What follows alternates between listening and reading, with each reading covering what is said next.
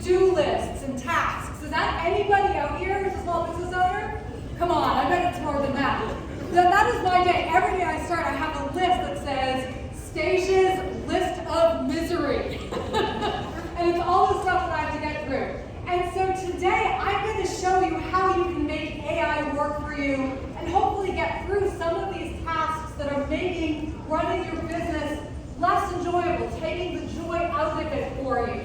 So this is who I am. I'm Stasia. I've been training for Google since 2005. And like Tommy said, I've been all over the place, but I am so happy to be in San Diego to talk to you for as long as you'll have me today. If I don't answer your questions, come on up and see us. Angelina, Roberto, and I are at the booth all day. We'd love to answer any questions you have. But this is what I'm going to talk about in the next 15 minutes. I'm going to show you how to prompt like a pro. So even if you've never used Google's AI tools or any AI tools, I'm going to show you the basic framework to get more useful results out of it. I'm going to show you a product called Notebook LM. Anybody here heard of it? Just a few of you. Okay, so for everybody else, I'm hoping I'm going to change your life by the end of the presentation. And then we'll do a quick recap, and then I will be off the stage so we can go do more stuff. All right, raise your hand if you've used Google Gemini. Anybody else? That's a lot! Yes! Yes, Brian, I'm so happy. So, Gemini is Google's AI product. And even if you've never heard of it or you haven't used it before, if you use Gmail, if you use Android, if you use Google Drive, any of Google's products, you may have started to see it sort of start to come into these different products and services. But today I'm going to be talking about the standalone app, which you can get to from your computer at gemini.google.com. And you can also download an app for your mobile devices or your tablets. Now, the heart of using any AI tool is the ability to prompt effectively. And so I'm going to leave you with a sort of a formula to help you prompt like a pro, no matter what tool you're using. So what is prompting exactly? So it's really giving a set of instructions to your AI tool to ask it to do what you want it to do. So let's imagine this. So for all of the folks out there who really wish that they could sort of pass along some of the to-do lists and tasks, you've got great news. I'm your brand new employee. You hired me this morning. But I've never worked at, let's see, this morning I had breakfast at Bird Rock Coffee Roasters. But I've never worked at Bird Rock before. I don't know anything about it. So if I'm your brand new employee, how are you going to explain to me how to make the coffee or how to make I had the little dippers. They were so good, these little burritos that I did, they were yummy.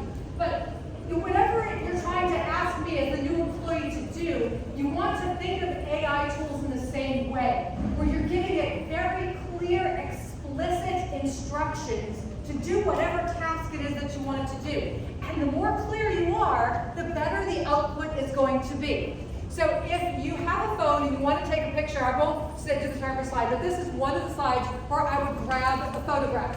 This is the recipe for an effective prompt. And if you are brand new to using AI tools, this is the formula that you want to follow to make sure that you get the most out of it.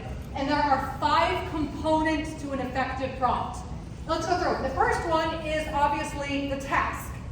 And the task is, what is it? Describe what is it you're asking the tool to do for you. Whether that's to write an email, newsletter, write an email to a client, help me draft a proposal, help me polish up this business plan, help me suggest 10 subject lines for this email. Whatever it is that you're trying to do, that is your task.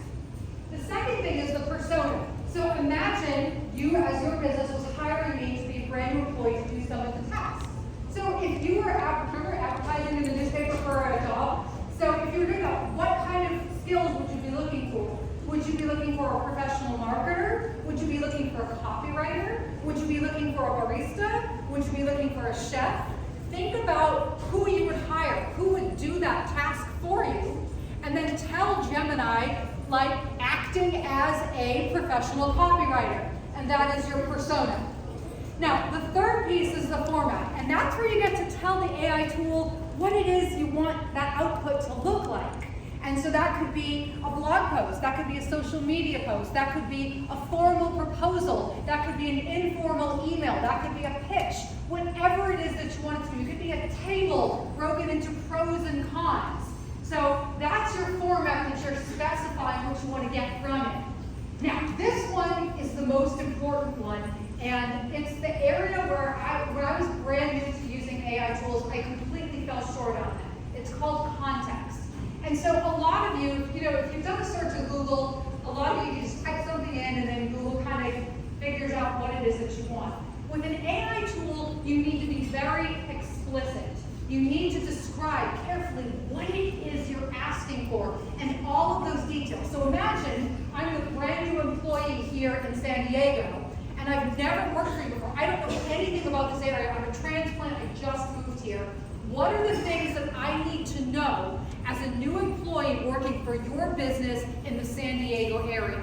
And that is everything from information about your business to your clients to anything, any details, things that have worked for you in the past, things that have not worked for you in the past. And so the more context you give it, as if you were describing to a brand new employee about the task at hand, the better the output's going to be. And honestly, more is more here. Now, the next and last piece here is the references. And you may or may not have this. Think of a reference as an example. So one of the clearest example I can think of is, let's just say you wanted a new help writing a proposal. And this is for a brand new client here in San Diego. If you have an existing proposal that you've written for a different client, or even a different company, or you have an example of a proposal that was sent to you, you can upload that and say, using this as a reference, using this as an example, and it helps the AI tool understand what that output should look like. So I literally, when I read email newsletters, even if it is completely unrelated to my industry, to the project at hand, to what I'm doing, if I see things that I like, I actually collect them and I use them as future references for any of the projects that I'm working on. So you kind of want to get into that mindset of what you're going to be showing people. Now, once you hit enter and you've typed all of those pieces of your prompt in, then the next step is to carefully evaluate the output. You want to confirm that it meets your goals. This is one of the most important concepts where you need to remain the human in the loop. The AI tool is working for you, but it is upon you to then check the output and look for bias, look for accuracy, look for effectiveness, assess its usefulness. And it is very, very common for you to get something that's pretty good, or really good, but just not quite what you were looking for. That is completely normal, because part of the process of using an AI tool is to then iterate for a better result. It is an iterative process, meaning the first time you hit submit, you're probably not going to get the perfect output. It's kind of like sculpting. It's like when you get a piece of clay and then you shape it and it gets better and better. The more you do it, that's what iteration is like. And eventually you get something really beautiful. So let's talk about some ways that you can iterate for better results. The first thing that you can do if you didn't get what you wanted is to go back and look at that framework. You've got your task, your persona, your context, your format, and your references. Look at all of those things and say, well, did I miss something? Can I tweak something? Can I be more clear about something? The other thing too is that if you listen to me on context and you add all of those details, that could be a lot of stuff, right? That could be like 10, 20 sentences worth of stuff. Sometimes that's too much information, or it's one big long run-on sentence. If you break it up into smaller chunks, smaller sentences, smaller discrete tasks, it can help the AI tool do a better job generating the output that you want. So that's the next thing that you can do to revisit. Now, another thing, this is a computer program. And so sometimes just a change of a word will matter. So for example, if you ask for a marketing plan and it didn't give you what you wanted, try asking for a marketing strategy. It's the same thing, but not, and you might get a more accurate or useful result of what you're looking for. And last but not least, for my hot tips for getting better results is to add limits or constraints. So maybe you got the perfect proposal, but you know what? It's 10 pages too long. So you can say, yeah, limit it to 500 words, or make it longer, make it shorter, change the tone. Only give me 5 ideas instead of 20.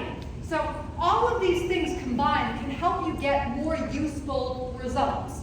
Now, another concept to layer on top of iteration is called prompt chaining.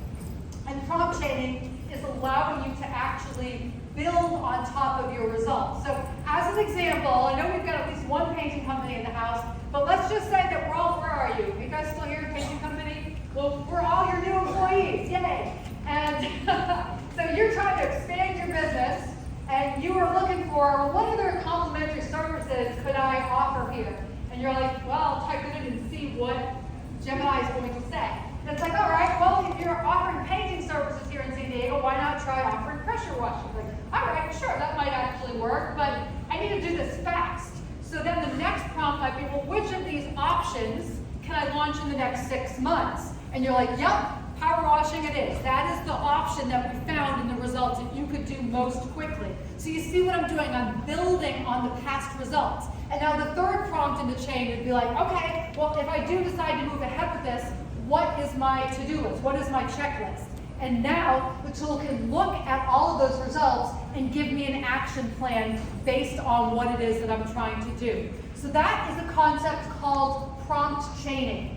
And one of the neat things about using Google Gemini is that it is built for multimodality. So far, all we've been talking about is text in and then text comes out. But you can do more.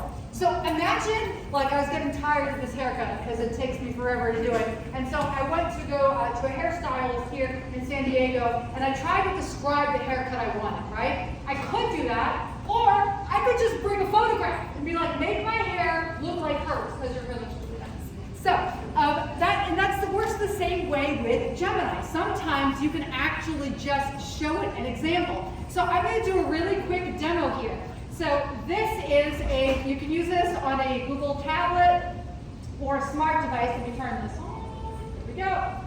All right, so here I am in Gemini on this tablet. And what I'm going to demonstrate for you is sort of all of these concepts all pulled together. So here's what I'm going to do.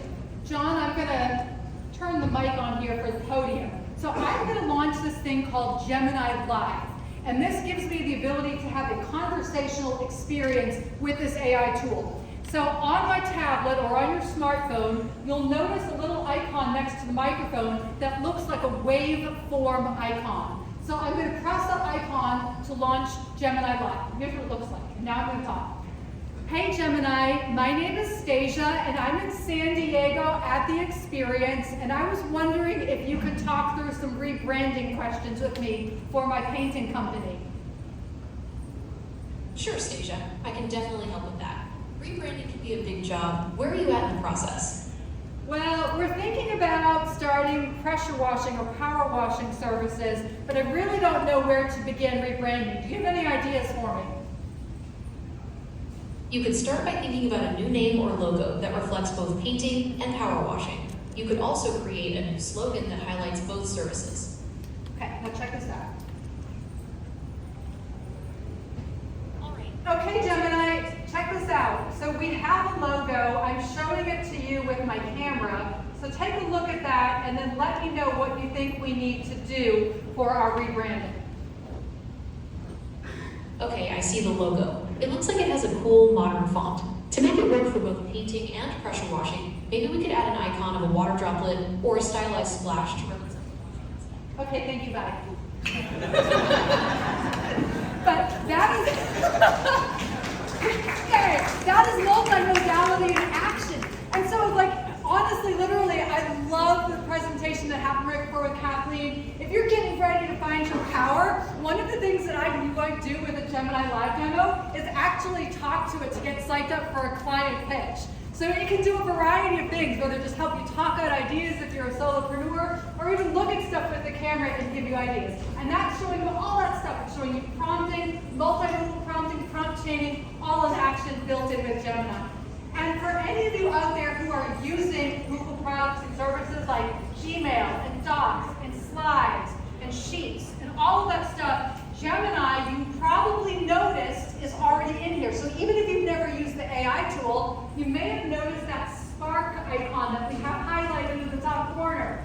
And that is telling you that Gemini is built into this functionality. And what you can do, this is where I could talk. This is normally a 75-minute presentation, but they're going to pull me off stage in a minute. So I'll tell you that one of the things that you can do is that you can actually go to Gemini and say, hey, based on these emails that this woman sent me, and the slide decks that guy shared with me, and the calendar invitation that guy sent me, create an event brief for my trip to San Diego for the experience. And it can pull together from all of those connected products and services within my Google account. It's really cool. So if you have questions about that, come to our booth and we'd be happy to show you. This is where I'm going to leave you. This is the tool that I hope everybody has an opportunity to use. It is called Notebook LM. It is free. And I'm going to show you a few things about it. So this is Mike. And have you ever had a situation where sometimes the product itself, like listening to someone describe it, is more useful than the actual explanation of the product? So I'm going to let Mike explain how he uses it. He's a real business owner based in Chicago. And his situation is that he was caught doing all these repetitive, tedious tasks with his employees. And then he used to use like paper notebooks. And then he decided to try Notebook LM instead. So here's a little video that talks about how he is using it. We're going to play it now, guys. As a small business owner, my time is limited, so I use AI to help me create efficiencies throughout the business. Here's how I use AI to make communicating employee policies easier. In order for me to be efficient with my time, it was incumbent on me to find the resources available for my employees to have on hand. I would spend my time explaining and re-explaining policies and procedures to new employees. Previously, we'd have notebooks on site, those would get lost. You'd have procedures you put in place that are then updated by the city of Chicago. I realized that Notebook LM would be an amazing tool to help with this issue. So we took the documents we already had existing in Google Drive. We would upload them straight into Notebook LM. Now we have 30, 40 different procedures and policies now in a notebook. From there, we're sending it out to employees. Now they can ask questions to Notebook LM directly. For example, if a new employee comes on board and asks, hey, how much time do we get up? What is PTO policy? These things are kind of nuanced. It takes time to explain, but they can now ask them questions in Notebook, which is giving them answers based on the files that we uploaded. Now I can create the policy and get it out to people in a matter of minutes. I can't count how much time it's going to save in the future. So guys, Notebook LM is different than Gemini because it is an AI tool based on your sources. You are creating the knowledge base where all of the answers are pulled from. So that is the big difference. You can keep it private to yourself, you can share it with specific people, or you can have a publicly shareable notebook. And you can just start to think about all the different ways you can use it. Now, if I had 75 minutes, I would walk you through it and blow your minds. But I'm going to show you just a quick demo or some screenshots of what it looks like on the inside. Notebook LM is divided into 3 areas. The left panel is where you upload your sources. And this can be text, it can be PDFs, it can be links to YouTube channels, it can be websites, it can be Google Docs, it can be Google Slides. So it's all of these different types of information, and that is your source of expertise. Now, the center, and they're highlighting that for you, so you can add more here. The center panel here, this is the chat panel. And this is where you would actually ask your questions or ask it to perform tasks. So it could be create a summary document based on the 5,000 pages of documentation that I have uploaded here into Notebook LM and give me a 1-page summary. So it's only working with the sources that you specify. It also annotates everything. So remember that human in the loop? Now, everything in here you can cross-reference and see where it got that information from in the first place, which makes it easier for you to fact-check and make sure that all of that information is accurate. And the third panel is the studio panel. And this is where you can do really fun things with the data. For example, you can do something called a mind map, which is going to create a visualization that lets you dig through and sort and see the data in new ways. Another thing you can do is they have all these like training and learning modules. This is one that I just found where it actually makes these like internet flashcards to help you learn the material. And so you click on it to get the answer. And this is usually the piece de resistance. This is called an audio overview. And an audio overview is an AI-generated audio summary, a lively podcast-style conversation between two AI hosts based on all of the information that you uploaded. So check this out. I actually generated this not this morning, last night I made this one. All right, so picture this. You've got a space, maybe it's your living room, maybe the whole outside of your house, Yeah. and it's just screaming out for, a Right. refresh. A new look. Exactly. You have this vision, right? Yeah. A specific color, of a certain vibe you want. But here's the tricky part. Finding a company you can actually trust. Yeah. Because let's be honest, the home services industry can be a bit hit or miss sometimes. Totally. How do you find someone who won't just slap paint on the walls, but will deliver that vision, like, flawlessly, Yeah. on time, Yeah. without all the usual That is completely generated by AI. And for any of you out there who are auditory learners, it's another way for you to learn and process this information. If you have a new employee who maybe English is not their first language and all of your documentation is in English, you can upload it here and you can export an audio overview in up to 50 different languages as well. I know, it's pretty darn cool. And oops, I'm gonna go back one. This one you can actually even customize it. So you can say, make me an audio overview that just focuses on the safety policies from all of my sources, or our procedures for cleaning up, anything that you want to know. So this is just one of my favorite features. This tool is completely free. It's at notebooklm.google.com. And if you want to see it in action, come see us at the booth. All right, I'm out of time, so I'm going to recap here. Hold on, give me 2 minutes. I'm going to recap, 1 second. Do you know how to prompt now? You prompt like a pro? Yes. Do you know about prompt chaining? Yes. Okay, we know about Notebook LM, and whenever you're using an AI tool, please act responsibly. Assess it, assess what you're using it for accuracy and bias. Consider all of the effects of using the technology, including privacy and security. And when in doubt, tell your coworkers or your clients that you're using it. If you like this tiny snippet of my class, we have lots of resources for you to learn more at grow.google/AI, including courses like Prompting Essentials and AI Essentials, and we have a YouTube channel called Make AI Work For You. And with that, I'm so excited to see what we're going to do with this. Thank you guys.